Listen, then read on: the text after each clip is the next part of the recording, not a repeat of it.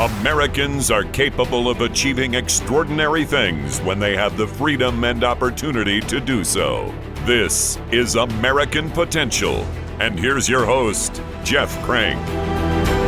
All right, well, thanks for joining us on another edition of American Potential. We always love to bring stories of great policy champions, and you're gonna hear from one today who you recognize, and someone that you see probably quite a lot on television, and really a true champion on so many issues for Americans for prosperity. So we're excited to have this guest today. Today's guest is a husband, a dad of 3, and was raised by a single mom who instilled in him the desire to leave future generations better than the current generation. He graduated from Florida State University, then went on to work in the banking, finance, and insurance industry. And in 2008, he was asked by the company that he was working for to figure out what was going on in the economy. So he turned on a House Financial Services Committee hearing, and he wasn't very impressed with what he was hearing from elected officials. This led him to start researching and reading books such as The Law by Frederick Bastiat. And through this process, he learned why our government was formed the way that it was. Well, he was first elected to Florida's House of Representatives in 2016, where he chaired the Insurance and Banking Subcommittee. And in 2020, he was elected to the United States House of Representatives, where he now sits on the Oversight and Accountability Committee, Financial Services Committee, and the House Steering Committee as the Speaker designee. If you've ever heard him on the House floor or in a committee hearing, you know he doesn't really shy away from asking hard questions or making tough statements. I want to welcome Congressman Byron Donalds, who proudly represents Southwest Florida's House District 19. Congressman, thanks for being with us. How are you today? I'm doing good. It's good to be with you. Yeah, so thanks for joining us. First of all, I know that one issue that really is both you and your wife are very heavily involved in is the issue of school choice, educational choice, and the importance of empowering parents. Would love to hear your thoughts on the great work that you and your wife have done. In fact, somebody told me that your wife's the real power broker. Is that right? Some people might say that. She probably would agree. For us, education's really just been, it's been everything. Education's how we were able to get started and, really changing our lot in life from being young kids, who grew up poor to really being able to achieve a lot of things in our professional career. We were both working in finance, and about 12 years ago now, we were approached about helping to start a charter school. And, I was always passionate about education because I know what it meant for me and she knows what it meant for her. And so we decided to just roll up our sleeves and help. And that school got started. It's still in operations to this day. And then, she got the bug. She ran for school board, became a school board member. And when I went to the state legislature, one of the things I worked on outside of financial issues were education issues at the state level. So, did everything from, passing legislation that allowed parents and community members to review school books and materials that were in school classrooms, to working on the Hope Scholarship Bill, which provided an avenue for kids who were being abused or bullied in their school environment to get a scholarship to go somewhere else. And it was always about just making sure that you had a real economy for education. I know that, people are frustrated with public schools. I was frustrated with public schools. Like my mom was frustrated with my public school. That's why she pulled me out. She was probably one of the first school choice moms, was my mom. Mm-hmm. And, I think the path forward after really looking through a lot of the policy issues was, let's just give parents the ability to make these decisions for themselves, give them that purchasing power. And, the way I always equated it was, a long time ago, the government, in the early 80s, the government, they made a decision that they were no longer going to be providing food. They would just give people a coupon to go buy food. And a funny thing happened. It was more efficient, and there's issues in that program, don't get me wrong, but it was more efficient than just the government giving out cheese and peanut butter. And Right. so if the government thought it was important enough for food, why is it not as important for education? And that's kind of the work that drives her, more so her now than me, obviously being in Washington. But it's a passion project that we both share. Yeah. Well, and, there's no reason why the free market won't help us make better decisions. Everybody can make a decision that's in their own best interest. Parents will do that if given the opportunity. So that's really great. And God bless you and your wife for the continued work in that area. So in 2008, when you listened to your first congressional hearing, do you remember what was being said that made you to kind of do your own research? Honestly, it was a lot of what wasn't said. The members didn't really understand what was happening in the financial system. Very few members were really talking about the fact that it was the underwriting standards that Fannie Mae and Freddie Mac allowed with respect to what they would buy in terms of mortgages or what they would back in terms of mortgages. That's what really created the environment that led to our financial collapse. And you had a lot of members, unfortunately, who were blaming the big banks. And as somebody who got their start in banking, what was happening on the ground didn't line up with what was being said in these committee hearings. And, it just pissed me off. Right. And I just really couldn't understand why people who were supposed to have all the information, be our leaders, be our experts, they knew less than I knew. That probably still occurs for a lot of Americans today. And so I think that's the real frustration people have. And so, I'm not one to complain a lot. Like if you see an issue, try to learn and do something about it. And so, it just really started me down a journey that really has taken me to Congress. Right. So did that lead you to read The Law by Bastiat?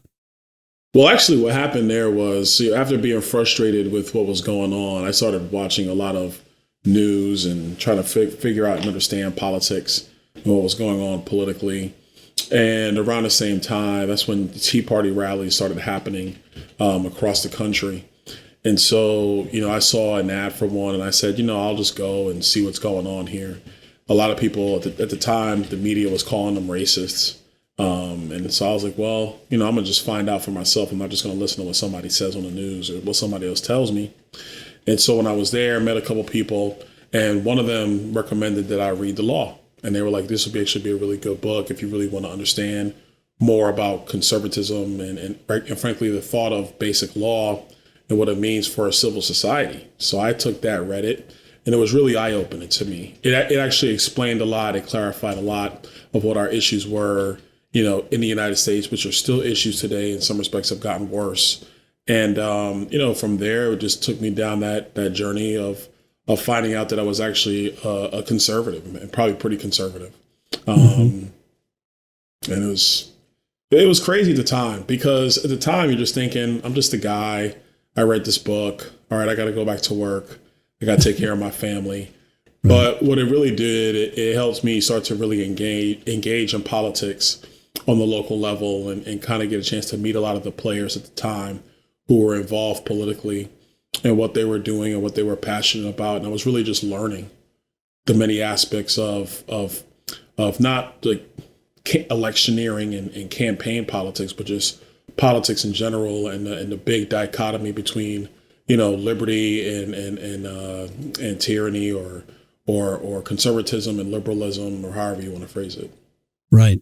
Now, because you had this background in banking and finance, I mean, that must really have shapes your view currently, I'm sure, on the economy and what's happening in the economy. It's always great to have people who've been in an industry to help, oversee that industry. And that's what you're doing in Congress. But how does that shape your view of what's happening?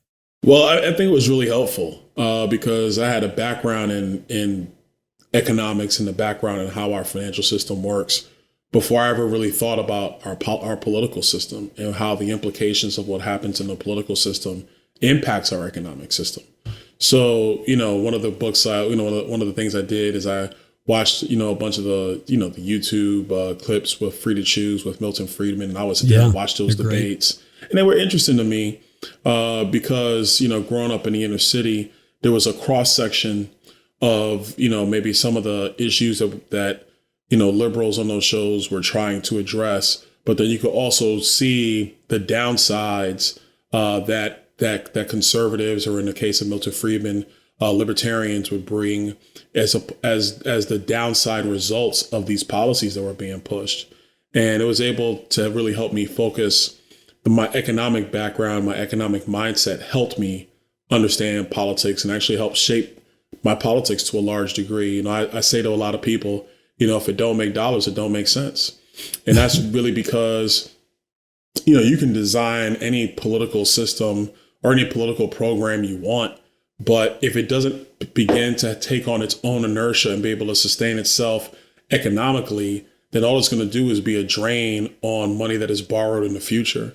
It's going to be a drain on other people's desires to go out and innovate. It's going to be a drain on our economy. And that's not a successful project. So I kind of always look at things politically through that lens. If it's sustainable economically, then it's something that makes sense politically. And then you can go from there. Right. You mentioned the Milton Friedman series, the Free to Choose series. And I have gone back on YouTube, and I'd encourage anybody listening to go do that and watch those. What always strikes me when I watch those, and they're certainly dated. Everybody's wearing big ties and big collars, right? But the debate, you don't see that kind of a debate much on TV anymore. And it's kind of refreshing to see the back and forth, and Milton Friedman never backed down. I just loved watching him in those. They were super great. What do you think? One of the things we try to focus on this podcast are the ways in which government sets up barriers and impediments to people's success. And I think we're seeing that in the economy for sure right now. The government, tell us some of the ways you think the government is slowing down the economy and really the quality of life for the citizens. I'm gonna need more than 20 minutes, man. We got a lot to cover. That's right. I'll start with the big stuff and try to work my way down into a couple.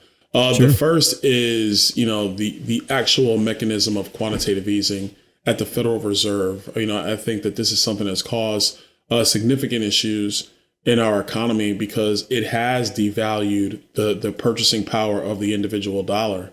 One of the great misconceptions in our politics is that, the rich are always getting everything and the poor get nothing and they get stepped on. But the reality is that it's the destruction of purchasing power by quantitative easing or printing money, however you want to phrase it. That's more destructive of the poor than anything else. Yeah. I never want to abridge anybody from being rich. Shoot, be rich. That's cool. When I leave politics, I want to go make money too. But if every dollar buys less product, everybody suffers, especially the poor. And so that's why printing money, quantitative easing is a significant issue. The second big thing is we've been in this situation for the last 14 years. The Fed kept interest rates at basically zero. And what that does, it makes money so easy to borrow that nobody makes actual economic decisions. They're just, basically playing interest rate decisions. Well, that doesn't produce a economy that has a drive in and of itself. It's an economy based on massive amount of stimulus, and any economy based on that amount of stimulus at some point is going to hit major issues. Who gets crushed by that? Once again, it's the poor. When it comes to financial regulation, the worst thing we've done in our country, in my view, is the Dodd-Frank Act after the 2008 recession. We were told by the pundits that it was going to stop. It was going to stop too big to fail. That the big banks were going to be brought to heel. Too big to fail will be over, and it would save our economy. Well, actually, the opposite has occurred. The big banks have gotten massively bigger. Community banking has basically been eviscerated to the tune of 70% in the past 13, 14 years. And so who does that hurt? Once again, people at the bottom, people who are trying to build businesses, trying to find access to capital. Well, there's not as many banks as there used to be. And there's definitely not as many small community banks who would take a risk on a mom and pop venture. Whereas Bank of America or Wells Fargo or Citi, they're not going to do that. So, when my colleagues on the other side of the aisle, when they like to talk about, regulation is needed to save the consumer, what regulation actually does is it stops the innovator. It stops that that person in the middle of our economy or at the bottom of our economy from trying to rise. And what you find is the large companies, they have more than enough money to deal with the regulation. The rich, they have more than enough money to deal with the regulation, and they go on. I'll give you another one, tax policy. Our tax system is so convoluted. The only way you could really take advantage of it is if you have a tax accountant. Well, who suffers from that? People at the lower end. Furthermore, the government says, oh, we miss out on all this money. So they want to hire all these new agents, 87,000 new IRS agents. But who are they going to go after? They're going to go after middle income Americans. They're going to go after the poor.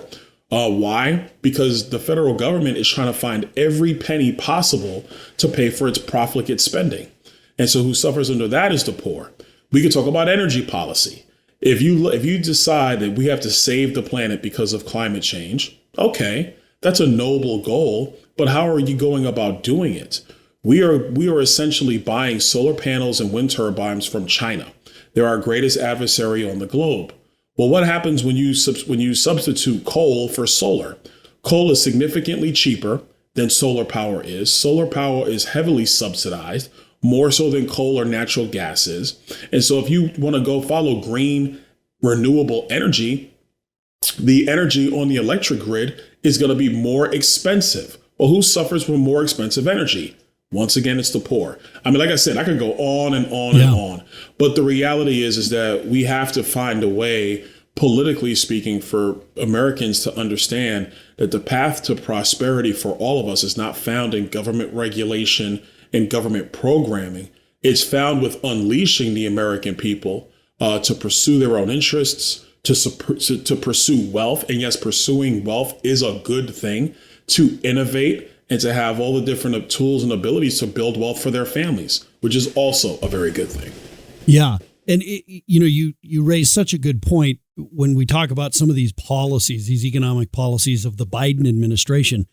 They really are hurting the middle class and the less fortunate among us. Those are the people that pay. I mean, you just take inflation. That's not going to hurt someone who is making millions of dollars a year, but it is going to hurt that single mom out there who's, just trying to make ends meet. And that's an important point. And I think it's been lost in the debates in Washington. Oh, listen, first of all, are there debates in Washington? That's a better way to put it.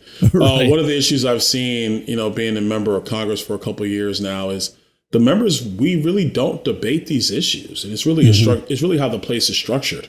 Every member of Congress gets their 5 minutes to do their speech or their talk or their questions. There's hardly anybody else that's even in the committee hearings to hear them.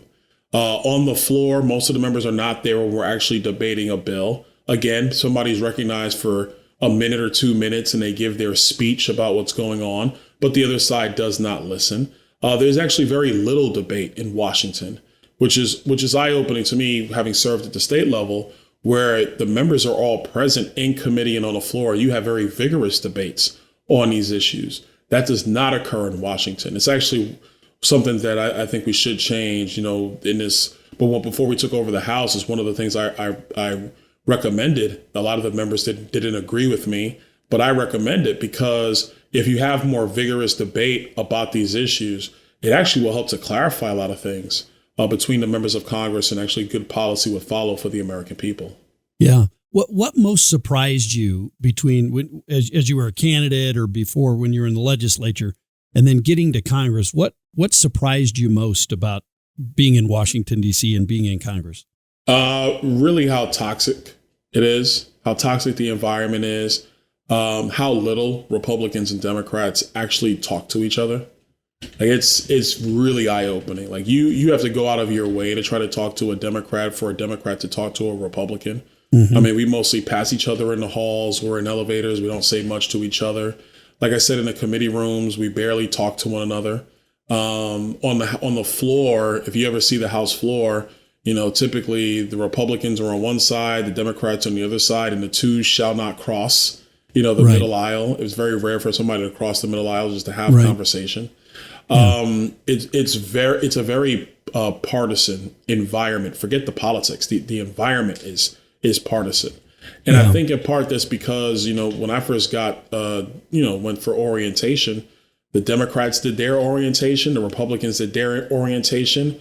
the new members were hardly ever in a room together. We were up there for 10, 14 days. I think we might have all been in the same room for like 2 or 3 sessions. And in those rooms, you're in this big auditorium and you're just being lectured to. There's no engagement. There's no dialogue. Mm-hmm.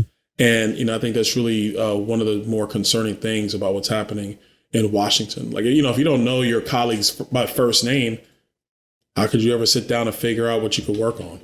Yeah. Have you been able to break that down on a personal level? I mean, are there Democrats that you've gotten to talk to? And, you may not agree on policy, but you can talk about kids. You can talk about the hobbies, things you like to do. Yeah. I mean, there's some, I think probably the most famous example is, Jamal Bowman and I on the steps of the Capitol going back and forth. But the only reason why that could even occur is because Jamal and I talk about football. When we see each other, we usually talk about football. Jared Moskowitz of Florida, we serve together in the Florida House. So when I see Jared, we talk, we engage. We know we have political disagreements, but then we also can try to find other things that we could work on. Nikema Williams of Georgia, she and I knew each other when we were in the state legislature. She was in the legislature in Georgia. I was in Florida. And so we know each other from that time. But it's really difficult. Like, I think the number one thing is just being cordial to people when you see them. Try to talk to them and engage with them. But it's different. It's really different in Washington. It's pretty difficult to accomplish. Yeah, and I think that really breaks down. If you can get someone to understand you and talk to you about other things, then that'll take the edge off a little bit, and you may be able to talk about solutions for America. And so that's important. And I think it has become a very toxic environment. No doubt about it. Let me ask you on inflation. You talked about inflation and how much that's hurting the American people. What can we do? Now we obviously know that we overspend. So that's a big thing we've been doing for decades now. But what are some of the things that we can do and Congress can do and the president can do to help reduce inflation? Look, the number one thing is you got to cut excessive spending. I think inflation's been something that's always been talked about. And really what happened was, Joe Biden wanted to have his stimulus package with his name on it and early on in his presidency. And that amount of money going to our economy that fast is what started the inflation. And you couple it with the fact that people were being paid to stay home, and then you created a labor shortage. So they created a labor shortage at the same time they were pumping vast amount of money into the economy, and voila, there goes your inflation, and then it just sparks. So the number one thing is it's always about the velocity of money from the government going into our economy. So if you don't want to have rampant inflation, we got to control spending. In Washington, the biggest problem I see is everybody just wants to continue to spend, but nobody wants to really evaluate the efficacy of what they're spending money on. Like, okay, we're giving you $10 billion. Did it actually work before I give you another $2 billion? If it didn't work, then I'm not giving you anything. And, that sounds normal in everybody's life or everybody's business. But you say that in Washington and, it's almost like you have leprosy. People don't even know how to handle that. So there's a lot of that has to get done. The second piece is, as members, and I got some homework assignments I got to do about this in real time, but we have to go through these federal agencies and really understand if what they are spending money on doesn't even work anymore. Has it lived past its purpose? Do they need to continue to do that? And if you do, what are the more efficient ways to get it accomplished?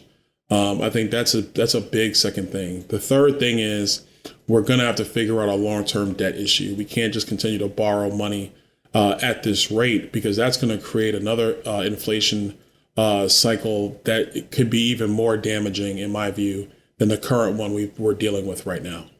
Yeah. You mentioned the exact reason for inflation, and everybody knows it. In fact, we talked about freedom to choose and Milton Friedman, and he defines what causes inflation in Free to Choose, which is, too much money chasing too few goods. And you talked about COVID. Coming out of COVID, it had both of those, right? A stimulus bill that put too much money into the economy, coupled with supply chain issues and too few products. I mean, it was really the perfect recipe for a disaster, correct? No, it was. And I was on the budget committee when this was going through. And, we told we were telling congressional Democrats, like, this is what's going to happen. Don't do this. This is a bad idea. But we didn't have the votes. And, elections do have consequences. We didn't have the votes to stop it.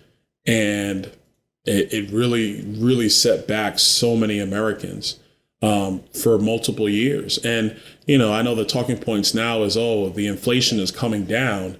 Well, that's not true. The inflation rate is coming down, but the impact of the inflation on higher prices remains. Like, those higher prices are there. They're now sticky, if you will.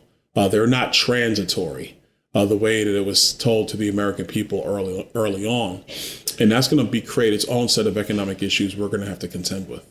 Yeah, and I think the American people are smart enough to understand that. It's a little bit of trying to change expectations. They'll say things like the price of gas has come down. Well, it isn't anywhere near where it was when Joe Biden took office. Yeah. So we shouldn't just accept that. And it could be much lower if we had better government policies on energy, right? Would. It would be much lower if we had better governmental policies. But again, I think a lot of this is by design. It's being done on purpose. You have a desire from people on the left side of our politics to, quote unquote, save the planet. And so for some of them, they believe to do that by any means necessary. But the means upon which they want to use is the pocketbooks of every American. They have no problem driving up costs for everybody to accomplish their goal. But we were in a hearing one day, and I said to a bunch of these guys, I was like, listen, you want to spend $4 to $5 trillion chasing renewable energy to possibly cut the global climate by a half a degree in 30 years. And I say possibly, because we spend all this money and they don't even know if it'll actually happen. That's a bad business deal as far as I'm concerned. I'm not giving you that kind of money for a maybe 30 years down the line or 20 years down the line. That doesn't make any sense. Yeah. Now, you served on the budget committee. Tell us, what should Congress do when it comes to the budget? I mean, there's got to be lots of reforms in the process that would truly make a difference. Well, it was actually just said by a colleague of mine that if companies budgeted the way Congress budgets, these companies will go to jail for embezzlement. So let's start there. I think our budget process is a joke. It makes no sense. It's politically driven to hide pockets of money for people to be able to pass stuff and get it done. The first couple things are, one, we absolutely need a balanced budget amendment that actually caps, and this is the key point now, caps tax rates. Because a pure balanced budget amendment would mean, you could raise taxes and that should raise, and so on a model basis that balances. The problem when you raise taxes, it dries up economic activity, and that causes its own problems again, for the American people. So I think you got to have a balanced budget amendment that puts cap limitations on tax rates. There has to be an ongoing process where agencies and their various departments are being reviewed on a continuous basis. So much of the federal budget is controlled by what we call the budget baseline. So if you spent $1 trillion last year, you adjust for inflation, you might spend 1 trillion, 500 billion this year. And then they say, okay, you're just continuing consistent spending. Well, no, the spending's going up because you're increasing the baseline. And in Washington, if you were supposed to spend 1 trillion, 500 billion, but you only spent $1 trillion, 200 billion, they call that a cut. That's how Washington speaks. Right. But that's not what the American people say. If you spent $200 billion more, you didn't cut spending. You just increased it at a lower rate. So that's the kind of stuff that's got to be fixed. If you can do that, it goes a long, long way. The last piece is, yes, we are going to have to reform Social Security and Medicare. There are ways to do it that protect people who are on these benefits right now, seniors. There's a way to do that. You could do it in a constructive way, but the political dogma associated with it really stops people from understanding that we can solve these problems and get our country on a healthy track. But you got to have the political will to do so. And at the end of the day, that only really comes from the voters. Last thing that really concerns me, at the current pace, interest on our debt, paying interest will be more than paying for our Defense Department. it will be the number one line item in our budget. When your country gets to that level, that's just simply unsustainable. And that's to the detriment of the entire United States. Yeah. Wow. That should be sobering to every American to hear that, for sure. Congressman, we just got a minute here left, but why are people so hesitant in Congress to change the budget process? Well, honestly, I think it's because they're not concerned how citizens will react to it. A lot of my colleagues, and listen, I respect them. They work hard. They represent their districts too. But it's not even about the actual programs we're spending money on. It's about what does it mean back home? Will somebody run a negative ad against them? How will they be able to, message this to constituents? And I find that if you do the right thing and you have reasons for that and you can explain that and it makes sense, like, again, it makes dollars and it makes sense, then your voters will reward you, because the American people are tired of Washington doing what Washington has always done. They want people to go make the hard choices and get our country on track. And I think if you can demonstrate that, then we can be successful. And I think the other piece of this is, and this is really a problem in all of our politics, not just budgeting, is our media is a joke. I mean, it's just ridiculous. The things that they focus on and the things that they choose not to focus on are one of the reasons why our country is so divided. And so we have to do a significantly better job of getting the real information, facts, and truth to the American people, and stop with the political dogma, which just divides us for no reason. Congressman Byron Donalds, first of all, thanks for joining us today, but most importantly, thanks for being such a great policy champion and really a patriot for America, trying to solve some of these very difficult problems that are hurting every single American. But thank you for joining us today. No, it's my pleasure. Thank you. Thank you for listening to American Potential. You may listen to more stories from Americans working every day to expand freedom and opportunity in their communities by visiting AmericanPotential.com.